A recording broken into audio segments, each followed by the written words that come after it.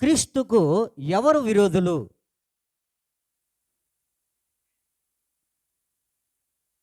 మరి మత్తయి సువార్త 12వ అధ్యాయము 30వ లేఖనము. నా పక్షమున నుండనివాడు నాకు విరోధి. చాలమ్మా. క్రీస్తుకు ఎవరు విరోధులు? నేనంటాను మనమే విరోధులం అంట. దానికి మీరేమంటారు చెప్పాలి. క్రీస్తు అంటే ఏమిటి అసలు? క్రీస్తు అంటే అసలు ఏమిటి? మా అభిషిక్తుడు అంటే ఏమిటి? అభిషిక్తుడు అంటే ఏమిటి చెప్పాలి గట్టిగా. అభిషేకము పొందినవాడు, అభిషేకించబడినవాడు, అభిషేకించేవాడు. మరి ఇంకొకటి కూడా, క్రీస్తు అంటే ఉత్తరవాది. నెక్స్ట్ ఇంకొకటి కూడా, పరిశుద్ధాత్మ దేవుడు. హల్లెలూయా, హల్లెలూయా. కొట్టు చప్పట్లు. పరిశుద్ధాత్మ దేవుడు క్రీస్తు అంటే. క్రీస్తు అంటే పరిశుద్ధాత్మ. ఈ పరిశుద్ధాత్మకు ఎవరు విరోధులు అంటే మొట్టమొదటగా విశ్వాసలేనంటాను. నెక్స్ట్ 2 సర్వ జనాంగము అంటాను. ఇంకొకటి శాస్త్రులు, సద్దూకైలు అంటాను. ఇంకా చెప్పాలంటే ఇప్పుడున్నటువంటి సేవకులు కూడా అంటాను. మరి దేవుడే స్పష్టంగా తెలియజేస్తున్నాడు. క్రీస్తుకు ఎవరు విరోధులుగా ఉన్నారంటే మొట్టమొదటగా ప్రభువైన యేసుక్రీస్తు దేవునిని విశ్వసించిన వారే విరోధులని దేవుడు తన లేఖనముల ద్వారా తెలియజేస్తున్నాడు. చూడమ్మా, తర్వాత చదువమ్మా. నాతో కలిసి సమకూర్చని వాడు చెదరగొట్టువాడు. కాబట్టి నేను మీతో చెప్పున్నదేమనగా, మనుష్యులు చేయు ప్రతి పాపమును దూషణయు వారికి క్షమింపబడును గాని ఆత్మ విషయమైన దూషణకు పాప క్షమాపణ లేదు. మనుష్య కుమారునికి విరోధముగా మాటలాడువానికి పాప క్షమాపణ కలదు గాని పరిశుద్ధాత్మకు విరోధముగా మాటలాడువానికి ఈ యుగమందైనను రాబో యుగమందైనను పాప క్షమాపణ లేదు. మరి చూడండి, దేవుడే స్పష్టంగా తెలియజేస్తున్నాడు. మనుష్య కుమారుడు ఎవరిక్కడ? మనుష్య కుమారుడు యేసు. యేసు అంటే రక్షకుడు. ఈ రక్షకుడిని నువ్వు తిట్టినా దూషించినా నీకు క్షమాపణ కలదేమో కానీ ఆ రక్షకుడిని అభిషేకించాడే ఆ క్రీస్తు. ఆ క్రీస్తుకి వ్యతిరేకంగా, పరిశుద్ధాత్మకు వ్యతిరేకంగా ఎవడో మాట్లాడినా సరే, ఆ నామమును ధిక్కరించినా సరే, వాడు క్రీస్తుకు విరోధిగా దేవుడు చూపిస్తున్నాడు. అంతేకాదు, దేవుడు అంటున్నాడు, మీరు ఏ దినమైందైనా సరే యేసుక్రీస్తు నామమును ఉచ్చరించుచు దానిని ఆచారంగా తీసుకునే జనాంగం కూడా లేకపోలేదంటున్నాడు పరిశుద్ధ గ్రంథంలోని. ఆచారం అంతే. నేను క్రైస్తవుడని ఆచారముతో జీవిస్తున్నవారని అర్థం. నేను క్రైస్తవుడను అనే ఆచారం, ఆ ఆచారంతో క్రమశిక్షణగా మందిరానికి రావడం, క్రమశిక్షణగా మళ్ళీ తీసుకుపోయి మందిరంలో నుంచి బైబిల్ తీసుకుపోయి బీరువాలో దాచుకోవడం, మరి క్రమశిక్షణగా మళ్ళా ఆదివారానికి బైబిల్ ఎత్తుకొని మందిరానికి రావడం, ఇది క్రమశిక్షణ. ఆచార ఆచార సంప్రదాయం ప్రకారం నడిచే క్రియలు. కానీ దేవుడు అంటున్నాడు, అట్టి ఆచారము నీలో ఉండొచ్చేమో, కానీ దేవుడు ఏవైతే మనకు చెప్పి ఉన్నాడో ఆ రీతిగా మనము లేకపోతే, దేవునికి వాక్యానుసారముగా మన జీవితము లేకపోతే, ప్రభువైన యేసుక్రీస్తు యొక్క వాక్యానుసారమైన జీవితం మనలో లేకపోతే, మనము ఇట్టి సాంప్రదాయాన్ని పాటించి కూడా వ్యర్థమే. అట్టివారు నాకు విరోధులే, నాకు విరోధులే. అందుకే దేవుడు ఒక మాట అంటాడు, ఇక్కడ వాక్యం అంటే ఏమిటి అసలు? వాక్యం అంటే యేసు. వాక్యం అంటే యేసు. యేసును వాక్యంగా దేవుడు చూపిస్తున్నాడు. మరి ఆ యేసే మనకేమైనాడు? రక్షకుడు అయినాడు. ఆ రక్షకుడిని అనుసరిస్తున్నామంటే కానీ అనుకరించడం లేదు, మనం అనుసరిస్తూ పోతున్నాము. ఆయన వాక్యమును మనము అనుకరించడంలో, వాక్యములో మనము జీవించడం లేదని దేవుడు చెప్తున్నాడు. ఆ వాక్యమును నీవు ఏ రీతిగా కూడా నీ యొక్క హృదయములో దాచుకోలేకపోతున్నావు. ఆ యొక్క క్రీస్తును నీ హృదయములోకి ఎత్తుకోలేకపోతున్నావు, నీ హృదయములో దాచుకోలేకపోతున్నావు. వాక్యమునకు లోబడిన వారిగానే ఉంటున్నాం. ఆచారం అది, ఆచారంగానే ఉన్నాం. కానీ అది గ్రహాచారంగానే నడిచిపోతూ ఉంది. కాలగర్భంలో అలా కలిసిపోతూ ఉన్నటువంటి జనాంగాన్ని మనం చూస్తున్నాం. కానీ దేవుడు అంటున్నాడు, అలా నువ్వు ఉండొద్దు.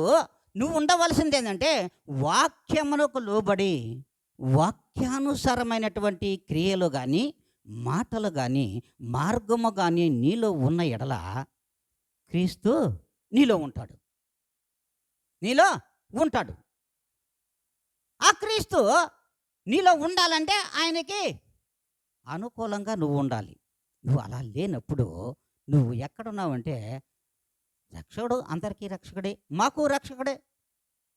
ఆయనను ఆచరిస్తా వెళ్తా ఉన్నాం కాలక్రమంలో అంటున్నాం. కానీ దేవుడు అంటున్నాడు,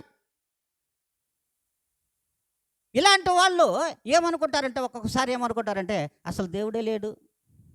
ఎడా విశ్వాసులు కూడా అసలు దేవుడే లేడు, ఉంటే మాకెందుకు ఈ కష్టాలు వస్తున్నాయి, మాకింటికి ఈ శోధనలు వస్తున్నాయి, మాకెందుకు ఈ బాధలు వస్తున్నాయి, మాకెందుకు ఈ ఇబ్బందులు వస్తున్నాయి, మేమెందుకు రోధిస్తూ ఉన్నామనుకునే జనాంగం కూడా లేకపోలేదు క్రైస్తవులలో అని దేవుని వాక్యమే చెప్తుంది.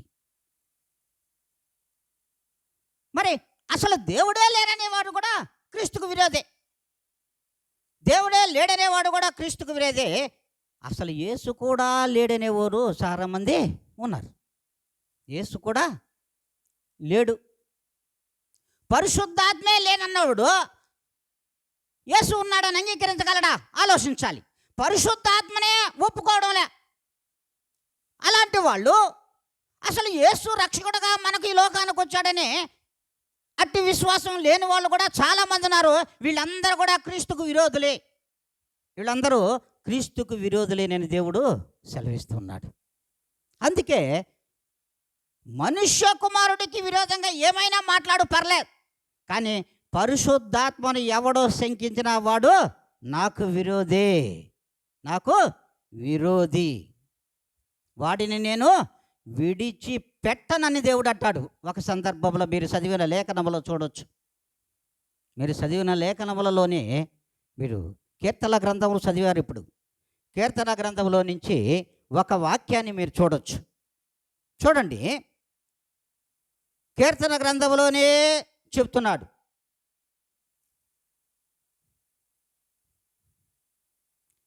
నీ హస్తము నీ శత్రువులకందరినీ శిక్షించుకొనను, నీ దక్షిణ హస్తమును నీ ద్వేషించు వారిని అందరినీ ఏమంట చిక్కించుకొనను.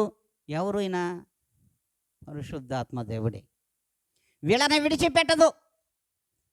వీళ్ళని పరిశుద్ధాత్మకు వ్యతిరేకంగా ఎవడో మాట్లాడినా సరే వాడిని దేవుడు అస్సలు విడిచిపెట్టనని దేవుడు అంటున్నాడు. అస్సలు నేను వాడిని విడిచిపెట్టను. అందుకే యుగ యుగములలో కూడా వారికి పాప క్షమాపణ లేదు. వారికి పాప క్షమాపణ అస్సలు లేదంటున్నాడు. అందుకే చూడండి, తెస్సలోనికైలకు రాసినటువంటి 2వ పత్రిక 2వ అధ్యాయము 3-4 లేఖనములు చదువమ్మా.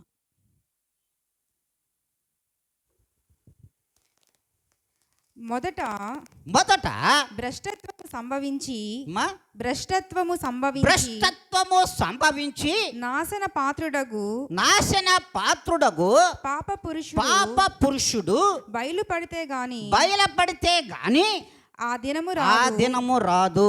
ఏది దేవుడు అనబడును, ఏది దేవుడు అనబడును, ఏది పూజింపబడును, ఏది పూజింపబడును, దానినంతటిని ఎదిరించుచు దానికంతటికి పైగా వాడు వాడు తన్ను తానే హెచ్చించుకొనుచు తాను దేవుడునని తన్ను కనపరుచుకొనుచు దేవుని ఆలయములో కూర్చుండును గనుక ఏ విధముగానైనను ఎవడును మిమ్మును మోసపరచనీయుకుడి. హల్లెలూయా, హల్లెలూయా. దేవుడు అంటున్నాడు ఇక్కడ, స్పష్టంగానే తెలియజేస్తున్నాడు. ఇక్కడ పౌలు గారు ఒకే మాట చెప్పారు. ఏమనంటే, మొదట భ్రష్టత్వము సంభవించి నాశనపుత్రుడగు పాప పురుషుడు. పుట్నోట్లో చూసుకోండమ్మా. పాప పురుషుడు అంటే ఆడ ధర్మ విరుద్ధమైన పురుషుడు. ధర్మ విరుద్ధం అంటే ధర్మశాస్త్రమునకు సంపూర్ణముగా వీడి విరుద్ధుడు. ధర్మశాస్త్రమునైనను లేఖనములైనను కొట్టివేయుటకు నేను రాలేదు, నెరవేర్చుటకే వచ్చిన వాడను నేను అని మన రక్షకుడు ప్రభువైన యేసుక్రీస్తు చెప్పాడు. అభిషిక్తుడైనటువంటి ప్రభువైన యేసు చెప్పాడు. మరి అలాంటి స్థితిలో మనము ఏం చేస్తున్నాము?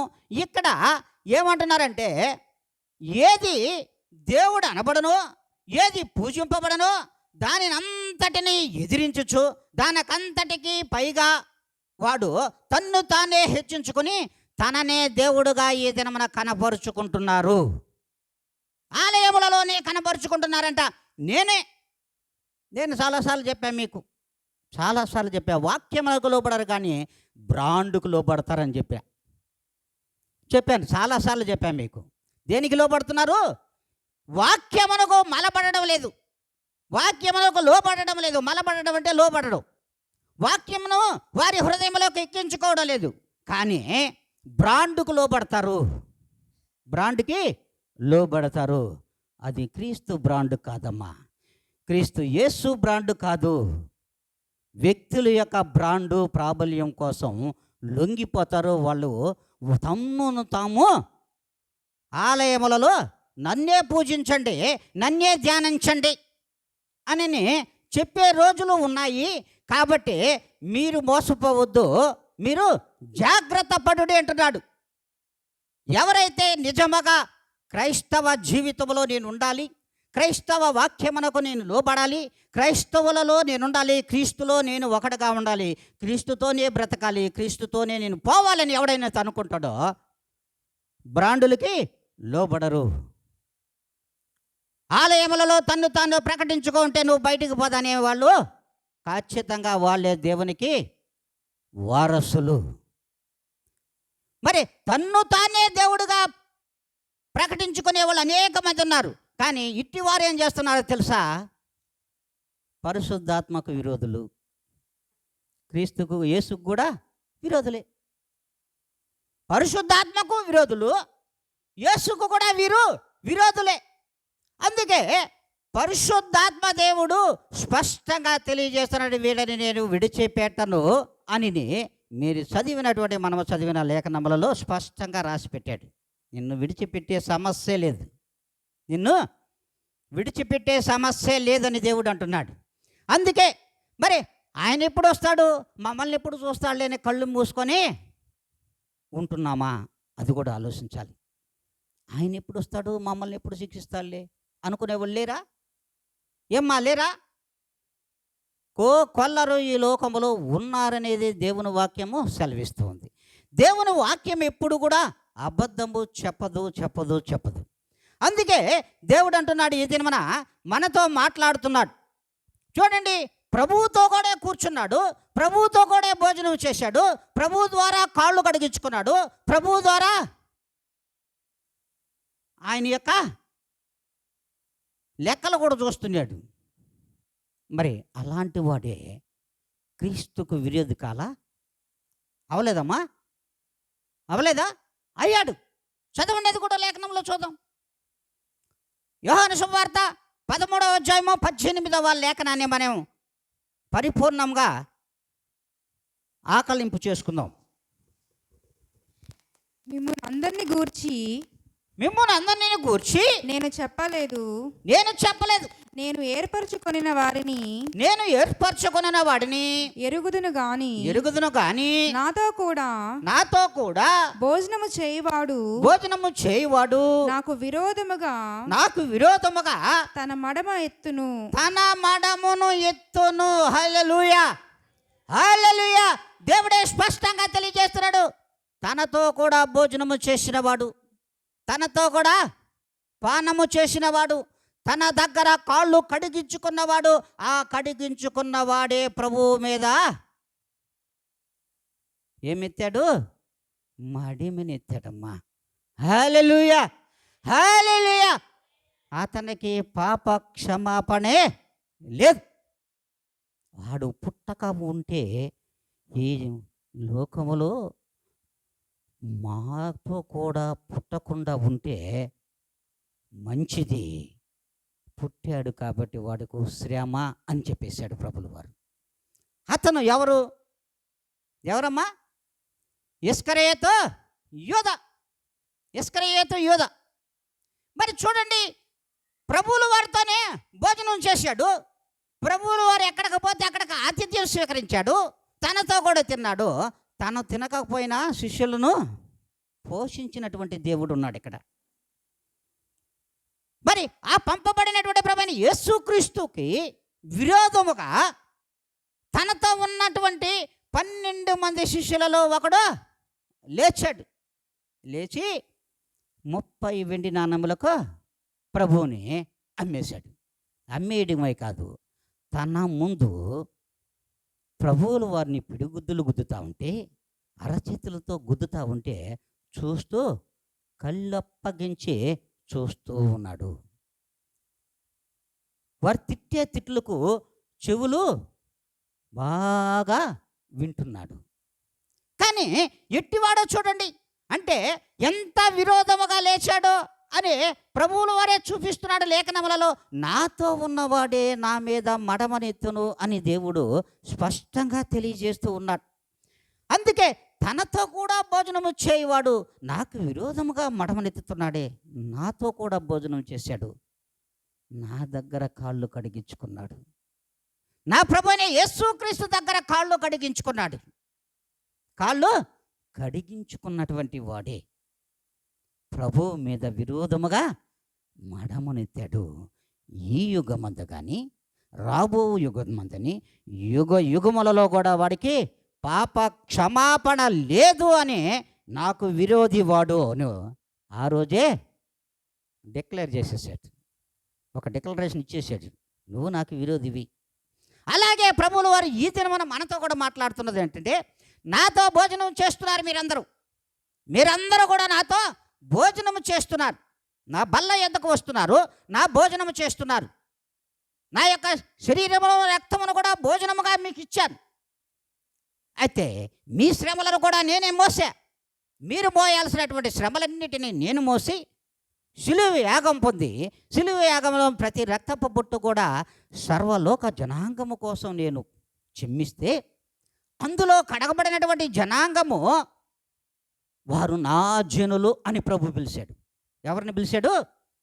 వారు నా రక్తము చేత ఎవరైతే కడగబడ్డారో వారు నా జనులు, నాకు వారసులు, నాకు స్వాస్థ్యము, నా యొక్క పాలి భాగస్తులు అంటే తన యొక్క సర్వదైనమైనటువంటి సర్వదా సతత ప్రతిది దానికి కూడా వారు అర్హులు, వారసులు.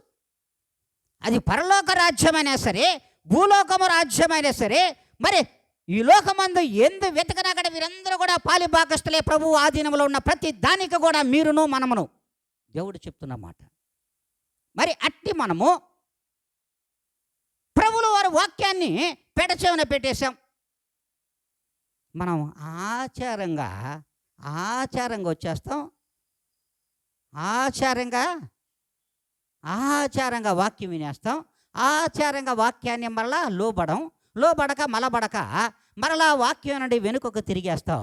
వస్తాము, ఆయన యొక్క ఆహారం తీసుకుంటాము, బల్ల తీసుకుంటాం, అన్నీ తీసుకుంటాం. అన్ని విధాలుగా ఆయనలోనే మనం ఉందామని ఆచార వ్యవహారంతో వ్యవహరిస్తున్నారే, వీరు కూడా ప్రభువుకు విరోధులు. వీరు కూడా ప్రభువుకు విరోధులేనని సార్వత్రిక సంఘములతో, సేవకులతో, ప్రతి ఒక్కరితో కూడా దేవుడు తెలియజేస్తున్నాడు. ప్రతి ఒక్కరితో కూడా దేవుడు తెలియజేస్తున్నటువంటి మాట. అందుకే దేవుడు అంటాడు, ఒకే మాట అన్నాడు. చూడండి, మీరు ఒక్కసారి చూడండి. మన ఇస్కరియోతు యోధా ఏం చేశాడమ్మా? తిన్నింటి వాసాలు లెక్కించేశాడు. ప్రభువు లెక్కించేశాడు. పూర్తిగా ప్రభు ఏదైతే పెట్టాడో లెక్క ప్రకారం అప్పగిచ్చేశాడు. వీడు విరోధి. నెక్స్ట్ అదే యోహాను సువార్త 12వ అధ్యాయము 41 నుండి 43 వరకు చదువుతాం. 12వ అధ్యాయంలో 41 నుండి 43 వరకు.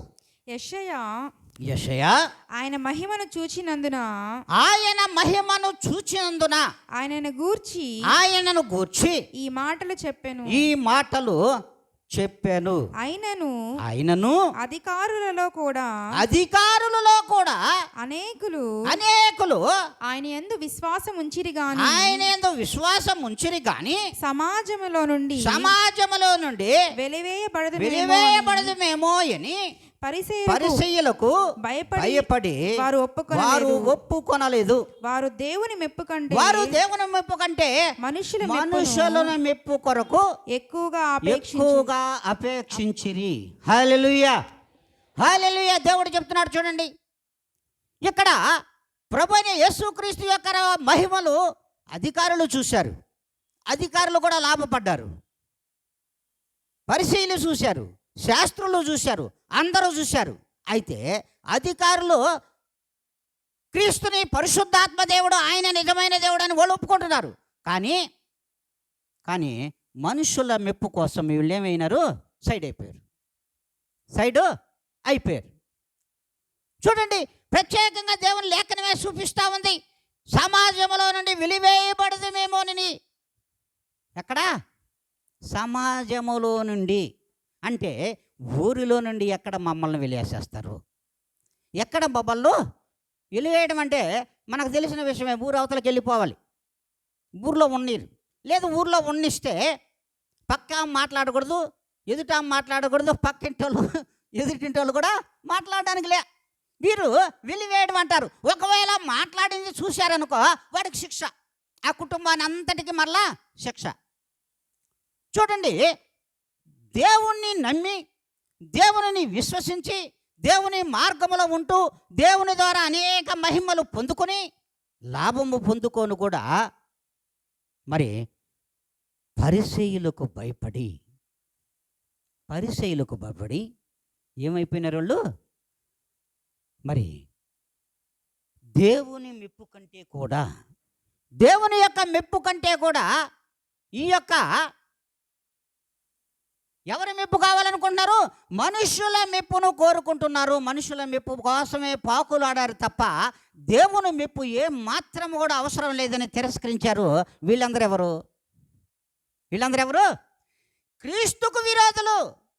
క్రీస్తుకు వీరు విరోధులు. మరి వారి లెక్కలో మనం ఉన్నామో లేదో ఒక్కసారి చూసుకోవాలి.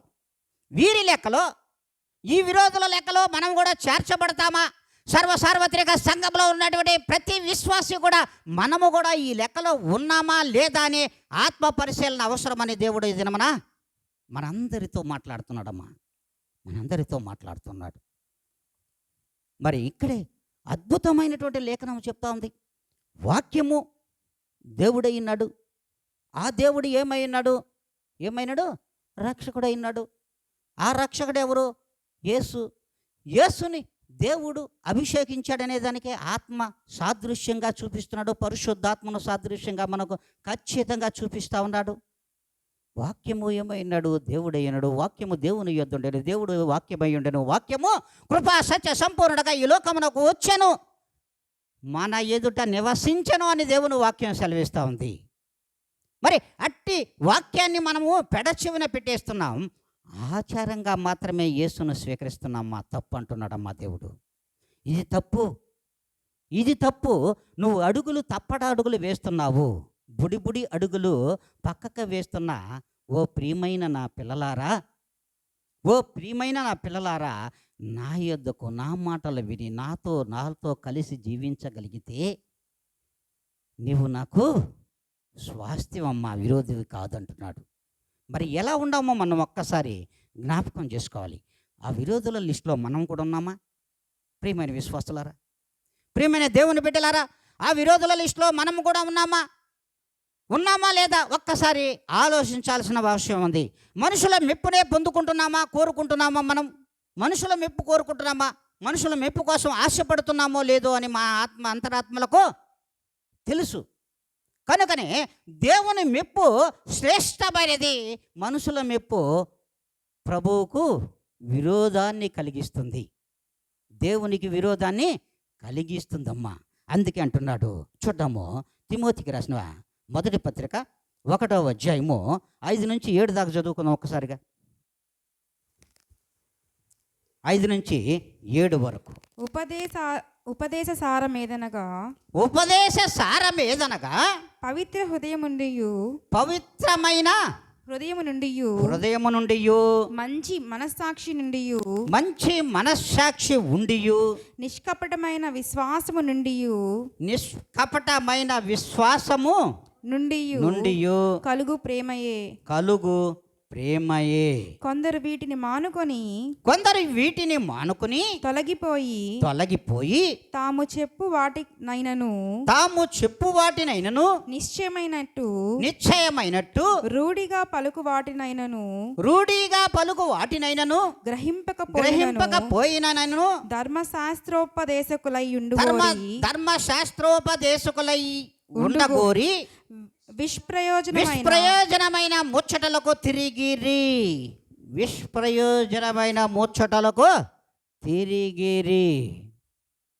నిష్ప్రయోజనం కాదు. హల్లెలూయా. నిష్ప్రయోజనం అనుకుంటున్నారు అక్కడ నీ బేలేదు, వి ఉండాలి. విష్ప్రయోజనం అంటే విష ప్రయోగాలు కూడా చేసిన వాళ్ళు ఉన్నారు. విషప్రయోగము నిష్ప్రయోజనం అయితే పర్లే, అది వ్యర్థమైపోయింది అనుకుందాం. కానీ విషప్రయోగం అంటున్నాడు ఇక్కడ. అందుకే ఇక్కడ ఏమంటున్నాడంటే, ఆయనను కొందరు వీటిని మానుకొని పైన ఉండదు. 5వ వాక్యంలో ఉపదేశ సారము, అసలు మనము ఇస్తున్నటువంటి వర్తమానం ఇదనగా ఆయన అంటున్నటువంటి పవిత్ర హృదయము నుండి మంచి మనస్సాక్షి నుండి నిష్కపటమైన విశ్వాసము నుండి కలుగు ప్రేమయే ఇది. ఈ నిష్కపటమైన ప్రేమ ఈ లోకములో మీకు కనిపిస్తుందా? మనకు కనిపిస్తుందా? ఆలోచించాలి. నిష్కపటమైన ప్రేమ ప్రతి ఒక్కరిలో, విశ్వాసులలో కనిపించాలి అనేది దేవుడి ఆశ, ఆకాంక్ష, అత్యాశ. దేవుడే అత్యాశపడుతున్నాడు. ఎవరిని కూర్చంటే విశ్వాసులందరినీ కూర్చి ఆయన ఖచ్చితంగా చెప్తున్నాడు.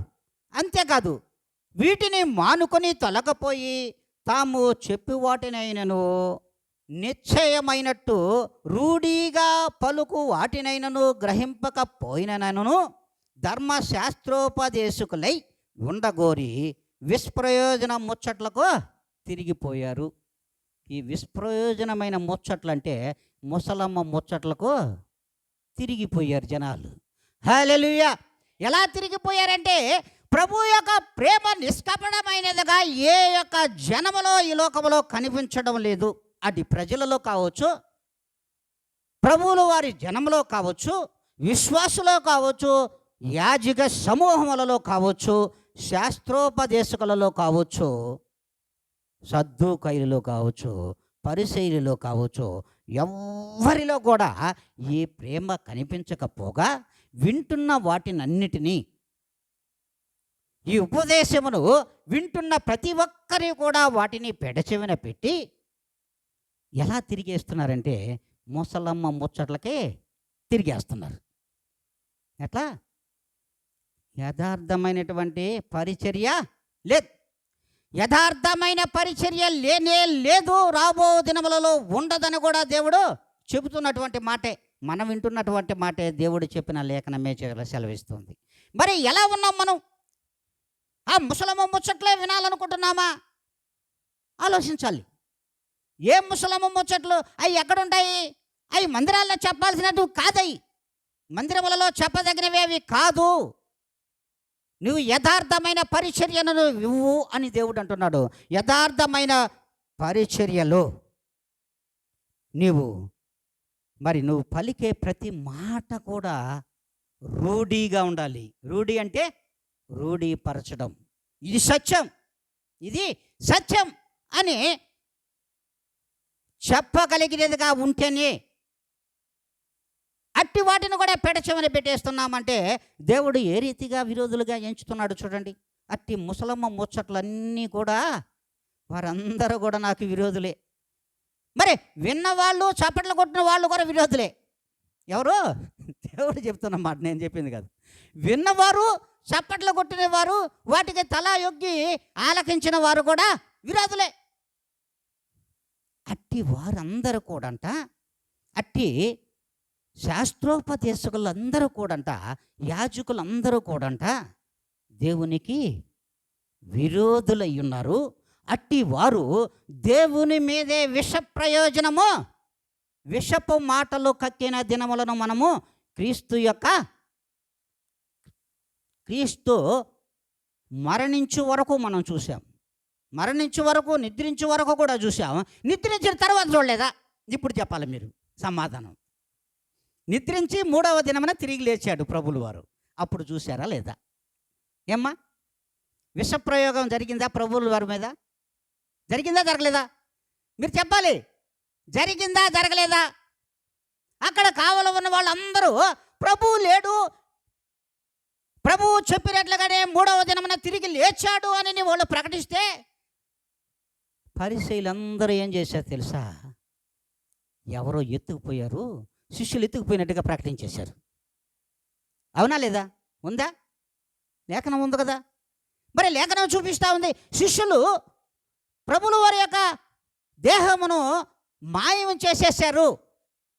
ప్రభువు లేయలేదు, 3వ దినమా తిరిగి లేయలేదు అని ప్రకటించిన వాళ్ళు లేకపోలేదు. సర్వజనులను, రాజును, అందరినీ కూడా ఒప్పించేశారు. ఇది విష ప్రయోజనం. విష ప్రయోజనం వారికి ప్రయోజనమే. ప్రభువు మీద విషము కక్కినటువంటి వ్యక్తులను మనం చూస్తున్నాం. వీరందరూ కూడా నాకు విరోధులే, వీరందరూ కూడా నాకు విరోధులేనని దేవుడు సెలవిస్తున్నాడు. అట్టి వారి యొక్క ముచ్చట్లు మీరు వినవలసిన అవసరం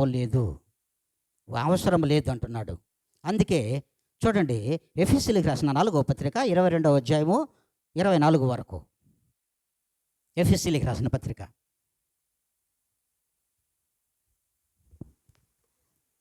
కావున మునుపటి ప్రవర్తన విషయములోనైతే మోసకరమైన దురాశ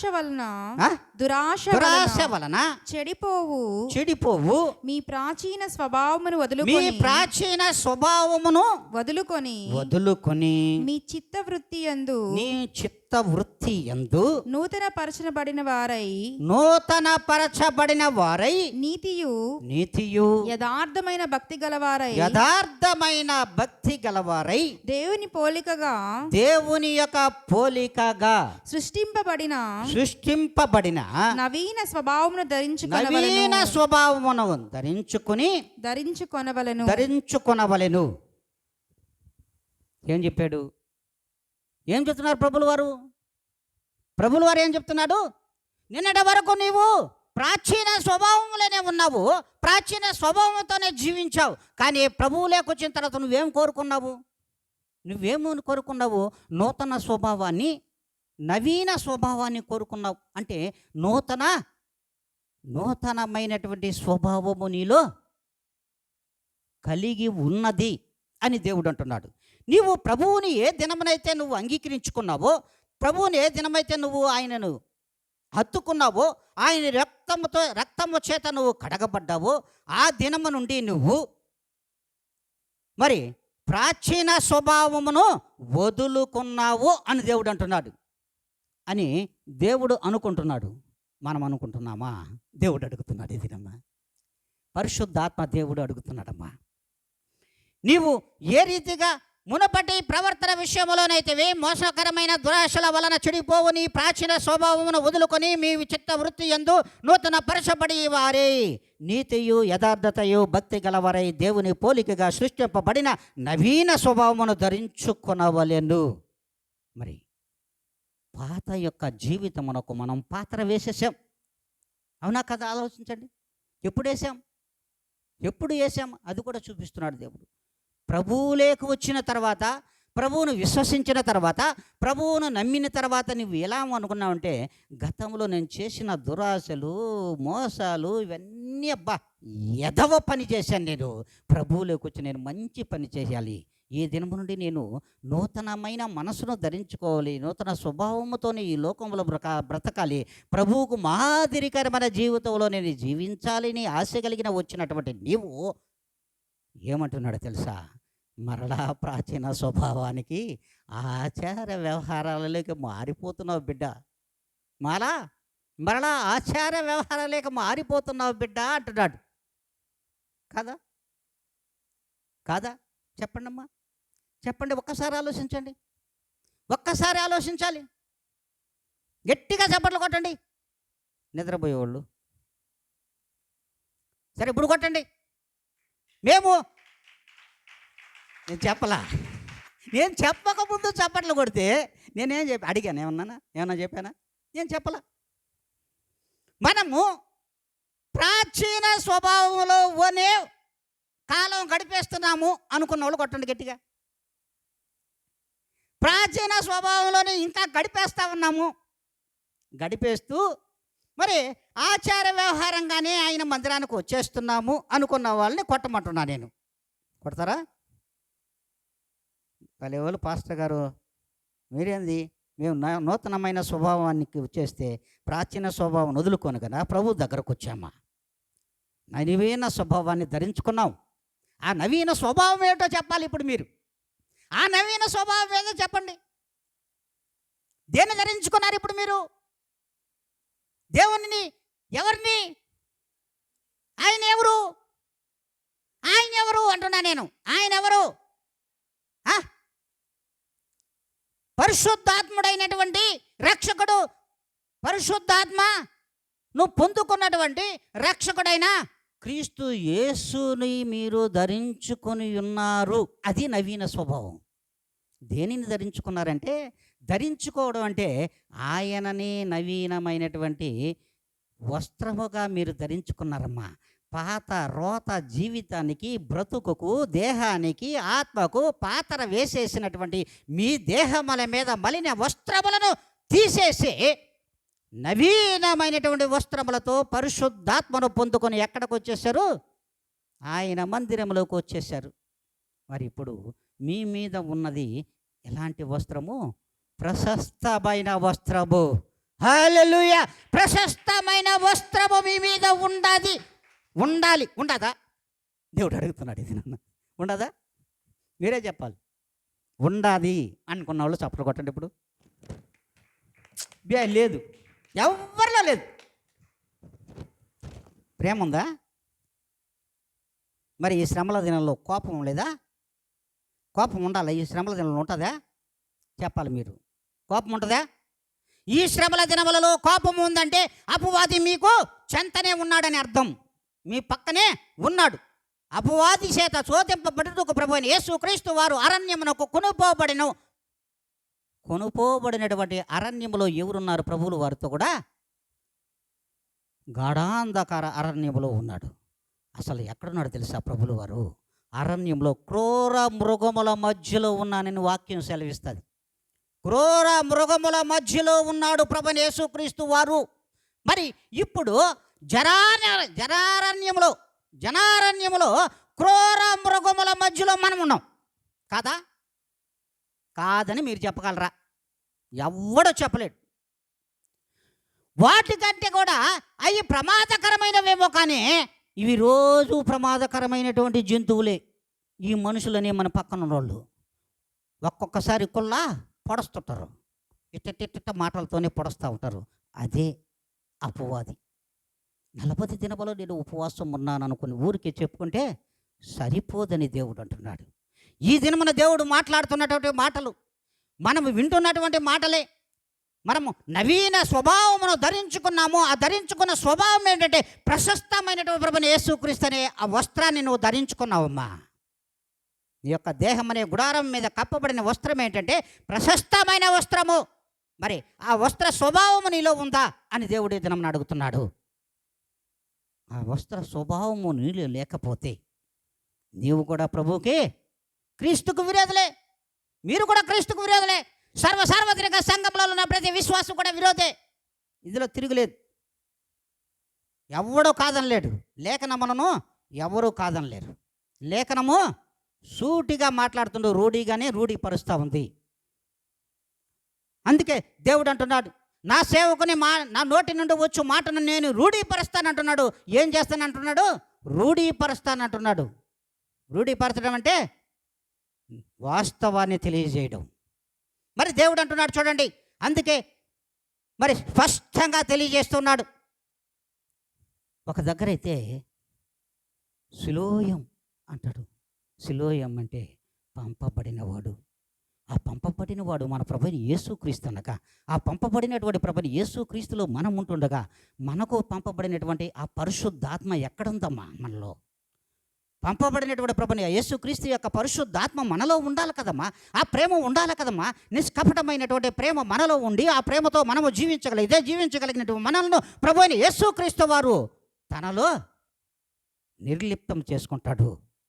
తనతో మనం ఉంటామని దేవుడు వాక్యం సెలవిస్తూ ఉంది. అంతేకాదు, ఒక మాట అంటాడు.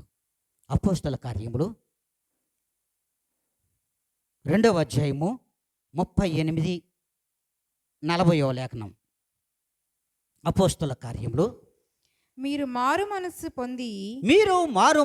పొంది పాపక్షమాపణ నిమిత్తము ప్రతివాడు యేసుక్రీస్తు నామమున బాప్తిస్మము పొందుడి. అప్పుడు మీరు పరిశుద్ధాత్మ అను వరమును పొందుదురు.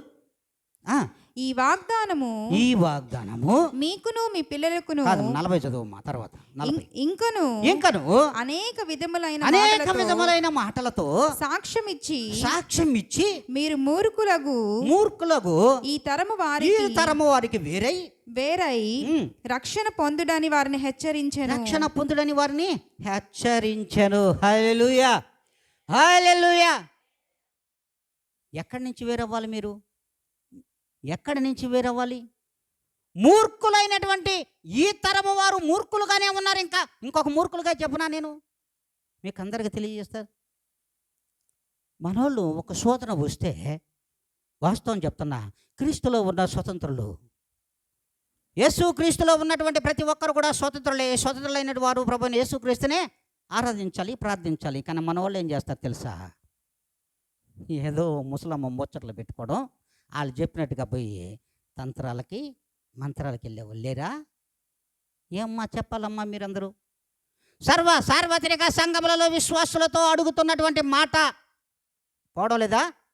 వెళుతున్నారు అంటే నీకు ప్రభువు మీద విశ్వాసం ఉందా? ఎక్కడి నుంచి వేరైనావు నువ్వు? ఎక్కడి నుంచి వేరై వచ్చావు?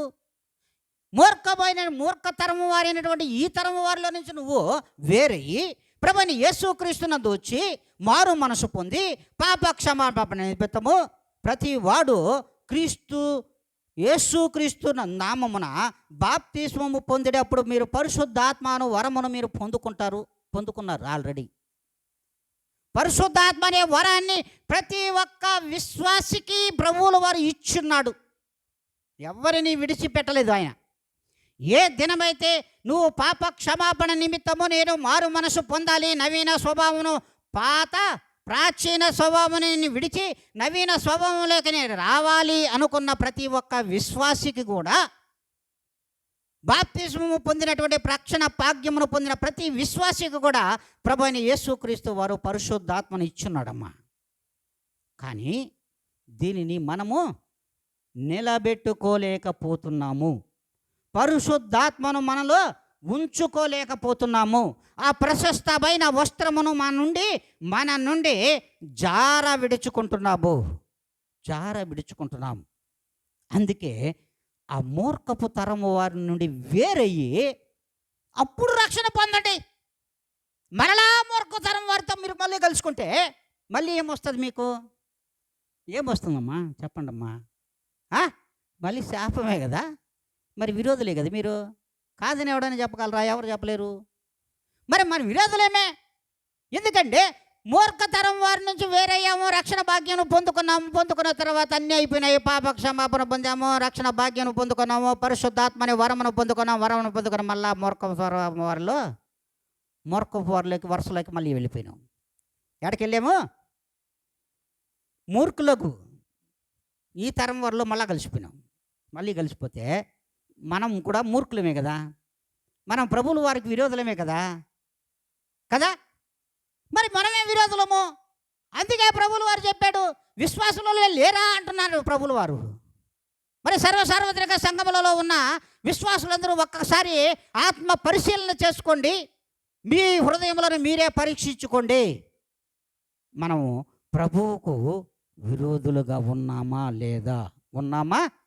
లేదా అనేది మనలను మనం ఆత్మ పరిశీలన చేసుకోవలసిన అవసరము ఉంది అని దేవుడు అంటున్నాడు.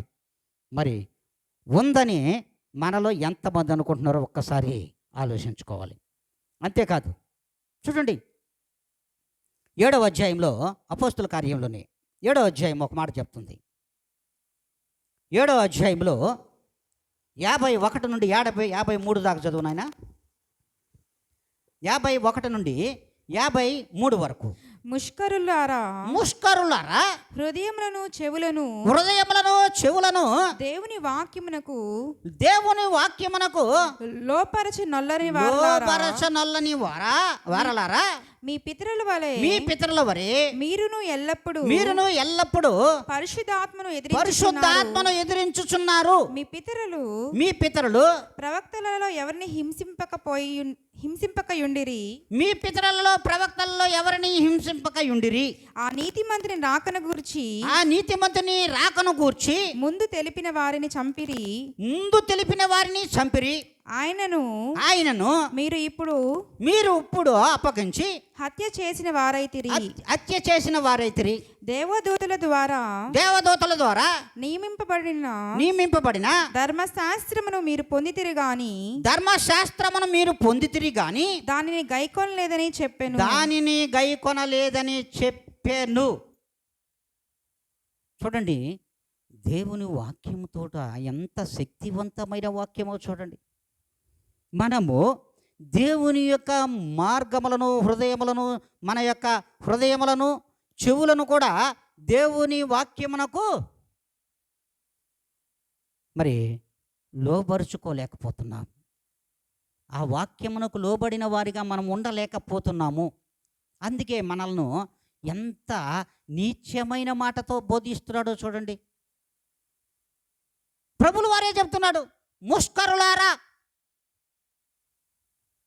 ఎంత అది ఎందుకులే మళ్ళీ నా నోటితో వద్దు. కానీ మరి దేవుడు అంటున్నాడు, మరి చెవులను దేవుని వాక్యమునకు లోబరచిన వాళ్ళని వారలారా, మీ పితరుల వరే మీరును ఇప్పుడు పరిశుద్ధాత్మను ఎదురించున్నారు. లేదా పరిశుద్ధాత్మను మనం నమ్ముచున్నామా?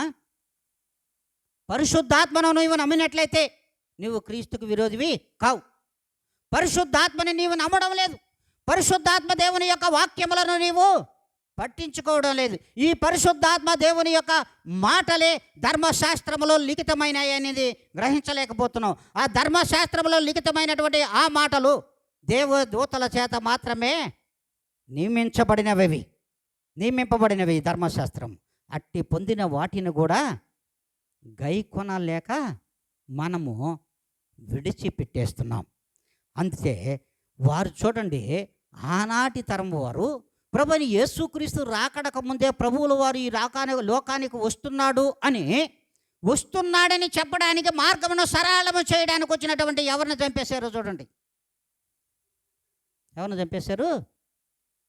యోహానుని యథార్థముగా మాట్లాడాడని తల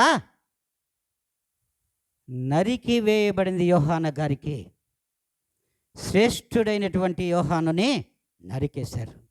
కానీ ఆ ప్రభువుల వారి ఈ లోకానికి వచ్చేసాడు. ఆ ప్రభువుల వారే ఈ లోకానికి వచ్చాడు. లోకానికి వచ్చినటువంటి ఆయన వాక్యాలను మనం పెడచమని పెట్టి ప్రభువుని అనుదినము ఇప్పుడు కూడా సిలువుకు అప్పగిచ్చేస్తున్నాం. అనుదినము అప్పగిస్తున్నాం. ఇప్పుడు కూడా ఏ మాత్రము ఆనాడు జనులు అప్పగించినది ప్రభువునే అప్పగిచ్చేశారు. ఈ దినమున మనము అనుదినము మన హృదయములలో ఉన్నటువంటి యేసును సిలువుకు అప్పగించేస్తున్నారు.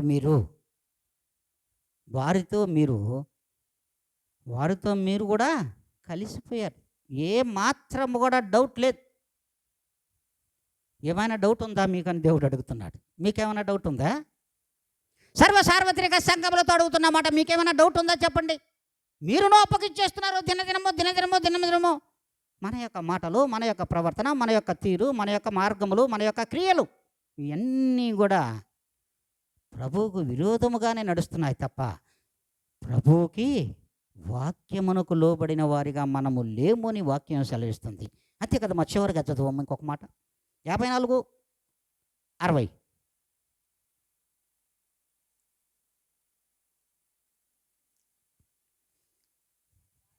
అదే వారి మాటలు విని కోపముతో మండిపడి అతన్ని చూసి పండ్లు కొరికిరి.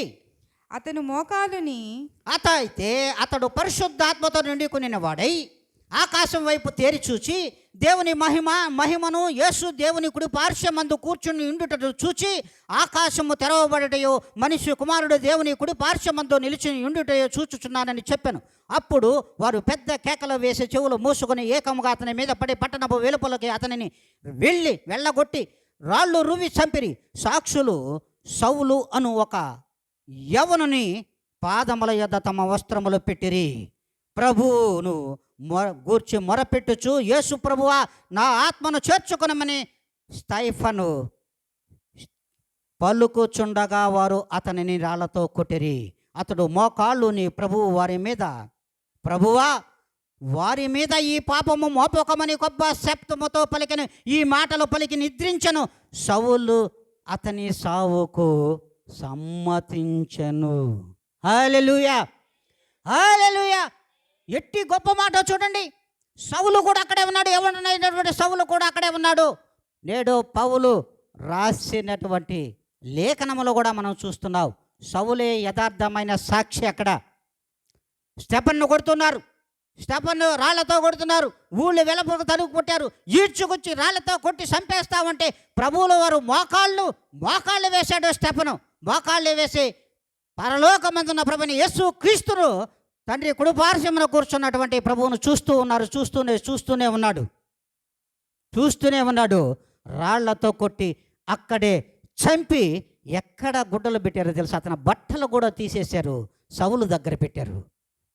సౌలు నేడు పౌలు అనబడుతున్నటువంటి సౌలు దగ్గర ఆనాడు పెట్టి మరి అతను కొట్టి చంపేసినప్పుడు చివరి క్షణంలో అంటాడు, ప్రభువా ఈ పాపము వీరి మీద మోపకము అంటాడు. అప్పుడు కూడా ప్రేమేనమ్మా స్టెఫన్ది. మన ప్రేమ ఏ మాత్రమమ్మా ఈ లోకంలో ఒక్కసారి ఆలోచించండి. మన ప్రేమ ఏ పాటిది? ఆ పాటిదా? ప్రభువు ఏం పలికాడు? తండ్రి వీరేమి చేస్తున్నారో వీరిని క్షమించు అన్నాడు ఆనాడు. కానీ ఈనాడు స్టెఫను పలికిన మాట కూడా చూడండి. ఈ పాపము వారి మీద మోపకము ప్రభువా. ఎవరి మీద మోపమన్నాడమ్మా? ఆలోచించండి. అయ్యా ఇదిగో నా మీదే మోపము అన్నాడు. మరి అట్టి ప్రభువుల వారితో సరి సమానుడుగా నేను ప్రభువు కొరకే చచ్చిపోవాలనుకుని త్యాగం చేసినటువంటి స్టెఫన్ను చూస్తున్నావు, పౌలును కూడా చూస్తున్నావు ఒకనాడు. మరి అతను చావుకు సౌలు నాడు సమ్మతించాడు, నేడు పౌలు అనబడుతున్నటువంటి సౌలు. మరి ఏదమ్మా, ఎక్కడ మన యొక్క నిరీక్షణ ఎక్కడ, మన యొక్క ప్రేరణ ఎక్కడ? ప్రభువుతో మన ప్రేరణ ఉందా? ప్రభువులో మన ప్రేరణ ఉందా? ప్రభువు కొరకు మనం బ్రతకాలనే ప్రేరణ కలిగే కదా మనము ఈ దినమున పాప క్షమాపణ నిమిత్తము మారు మనసు పొంది నవీన స్వభావం ధరించుకొని మరి ప్రాచీన స్వభావాన్ని విడిచిపెట్టాము అంటున్నామే, కానీ విడవలేకపోతున్నామే. మనమే కదా క్రీస్తుకు విరోధులము కాదా? మనమే క్రీస్తుకు విరోధులం. అందుకే అంటున్నాడు, ఇంకొక మాట అంటాడు ఒక దగ్గర, మత్తయి సువార్త 16:16 చదువమ్మా చివరిగా. మత్తయి సువార్త 16:16 లేఖనం. అందుకు సీమోను పేతురు, నీవు సజీవుడగు దేవుని కుమారుడవని దేవుడి కుమారుడు అయిన క్రీస్తు అని చెప్పాను. నీవు సజీవుడవైనటువంటి దేవుని కుమారుడవు, నీవు క్రీస్తువు, పరిశుద్ధాత్మ దేవుడువయ్యా, నీవు పరిశుద్ధాత్మ దేవుడువయ్యా, నీవే నిజముగా దేవుడవు అని పేతురు చెప్పడం వింటున్నాం మనం. అదే పేతురు ఆ క్రీస్తును తీసుకొని వెళుతూ ఉంటే ముమ్మారు ఆయన నాకు తెలియదు, అమ్మ తోడు ఎన్ని తోళ్ళు పెట్టుకున్నాడో మనకు తెలుసు. ఎన్ని తోడులో అసలు ఎన్ని తోడు పెట్టుకొని ఒట్టేసుకున్నాడో ఆయన నాకు తెలియదు. కానీ మీకైనా తెలుసా? ఇప్పుడు అసలు మనకైనా తెలుసా అని దేవుడు ఈ దినమని అడుగుతున్నాడు మిమ్మల్ని. ఈ దినమన మనలను ప్రభువు ప్రశ్నిస్తున్నాడు, నువ్వు క్రీస్తుకు విరోధంగానే జీవిస్తావా ఇంకను? నేను తెలీదా నీకు అంటున్నాడు. తెలుసా లేదా? గట్టిగా చప్పట్లు కొట్టండి. ఇప్పుడు తెలియదు అన్నోళ్ళు ఇప్పుడు కొట్టండి, గట్టిగా చప్పట్లు కొట్టండి. తెలుసు అన్నోళ్ళు గట్టిగా కొట్టాలి. ప్రభు, నీవు క్రీస్తువు, పరిశుద్ధాత్మను నేను నమ్ముచున్నాను, త్రియేక దేవుని నేను నమ్ముచున్నాను, నీవు నిజముగా దేవుని కుమారుడవని నేను నమ్ముచున్నాను. ఆ నమ్మినటువంటి నీవు పరిశుద్ధాత్మ దేవుడవు అని నీవుగాన ఈ దినం నుండి గుర్తిరిగితే నీవు క్రీస్తుకు విరోధిగా ఇక ఎన్నడూ కూడా నువ్వు మారవు. ఖచ్చితంగా క్రీస్తుకి స్వంత దత్తపుత్రత్వాన్ని నీకు ఇచ్చాడేమో కాదు, సొంత కుమారులుగానే మిమ్మల్ని స్వీకరించాడమ్మా ఆయన. అవును, సొంత కుమారులుగా దేవుని రాజ్యమునకు వారసులుగా మిమ్మల్ని అందరినీ స్వీకరించినటువంటి దేవుడు, మిమ్మల్ని మనలను స్వీకరించినటువంటి ఆ దేవాతి దేవునికి మనము ఈ దినం నుండి విరోధులుగా ఉండకూడదు అంటే మనలో ఖచ్చితమైన ప్రేమ ఉండాలి. ఈ యొక్క దినములలో ప్రేమతో మనమే జీవించాలి. ప్రేమతోనే ఆ పరిశుద్ధాత్మ దేవుని యొక్క ప్రేమతో ముడిపడినటి వారిగా ఉండగలిగితే ప్రభువుల వారు మనకు ముగింపు పలకడు. ప్రభువుతో మనం ముడిపడి ఉంటే ప్రభువు మనకు ముగింపు పలకడు. ముగింపు పలికేది విరోధులకే ప్రభువుల వారు. అట్టి విరోధులకే ముగింపు పలుకుతాడు తప్ప విశ్వాసులైన ప్రతి బిడ్డ ఈ దినం నుండి ప్రభువులతో ముడిపడవాలని ఈ యొక్క లేఖనమును పరిశుద్ధాత్మ దేవుడు మన ముందు ఉంచాడమ్మా. విన్నటువంటి ఈ మాటలన్నీ కూడా నా అందరి హృదయములలో దేవుడు అత్యధికంగా నీరు గట్టి ఫలింపచేయును కాక. ఆమెన్. హల్లెలూయా.